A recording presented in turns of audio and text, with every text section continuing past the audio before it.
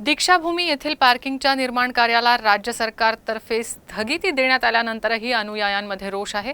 त्यामुळे अनुचित प्रकार टाळण्यासाठी दीक्षाभूमी परिसरात चोख बंदोबस्त लावण्यात आलाय। दीक्षाभूमी परिसरात हैदोस घालणाऱ्या शेकडो अज्ञात आंदोलकांवर गुन्हे दाखल करण्यात आले।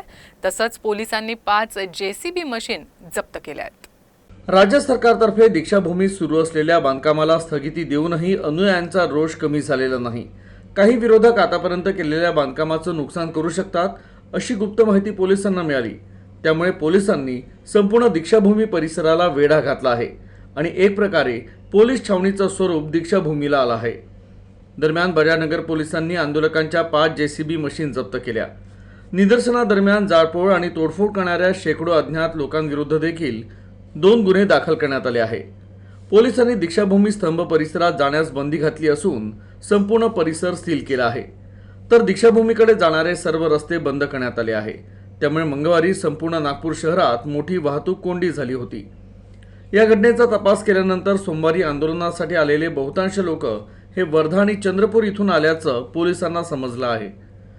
निदर्शनादरम्यान झालेल्या तोडफोड आणि जाळपोळीचे व्हिडिओ रेकॉर्डिंग देखील तपासले जात आहे आणि त्या आधारे पुढील कारवाई करण्यात येणार आहे।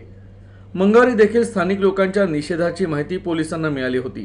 त्यामुळे संपूर्ण परिसराची सुरक्षा आणखी चोख करण्यात आली। डीसीपी झोन क्रमांक 1 अनुराग जैन आणि डीसीपी झोन क्रमांक 2 राहुल मदने दीक्षाभूमी परिसरावर लक्ष ठेवून आहेत।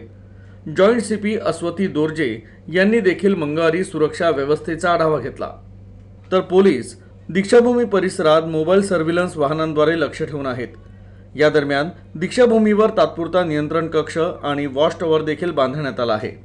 मंगळवारी आंदोलकांच्या एका गटानं दीक्षाभूमी परिसरात तर दुसऱ्या गटानं बाहेर रस्त्यावर निदर्शनं केली। तर एका आंदोलकानं जेसीबी मशीन आत नेण्याचा प्रयत्न केला, मात्र पोलिसांनी वाहन अडवून जप्त केलं।